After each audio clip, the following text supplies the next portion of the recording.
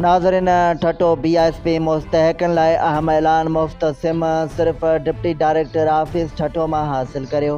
ठटो मां वफ़ा अकरम अब्बासी जी रिपोर्ट मुताबिक़ असिस्टेंट डायरेक्टर BISP तालके ठटो जे Malik Masood Ahmed Benazir income support programme BISP जे मुस्तहकन खे ख़िताब कंदे चयो आहे त मुफ़्त सिमनि जी विर्छ सिर्फ़ BISP जे डिप्टी डायरेक्टर ऑफिस ठटो मां हासिल कई पई वञे। हुन वाज़ह कयो त सिम हासिल करण लाइ कंहिं बि क़िस्म जी फ़ीस या चार्जिस न आहिनि, तंहिं करे मुस्तहकिन कंहिं बि शख़्स खे पैसा न अदा कनि।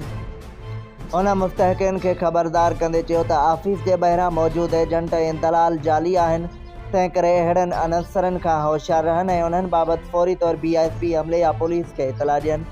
असिस्टेंट डायरेक्टर मलिक मसूद अहमद वधीक चयो त बायोमेट्रिक तस्दीक लाइ असल क़ौमी सुञाणप कार्ड CNIC गॾु आणणु लाज़मी आहिनि। हुन मुस्तहकिन खे ज़ोर ॾिनो त हू सिर्फ़ BISP जी DRC ऑफिस ज़िला ठटो मां ई मुफ़्त सिम हासिल कनि ऐं कंहिं बि गैर लाॻापियल शख़्स जी ॻाल्हियुनि या धोखे में न अचनि। इंतिज़ामिया मुस्तहकिन खे अपील कई त BISP आहे त पंहिंजी सहूलियत ऐं तहफ़ुज़ ख़ातिर सरकारी हिदायतुनि ते अमल कनि ऐं कंहिं बि शिकायत जी सूरत में लाॻापियल ऑफिस सां राबितो कनि।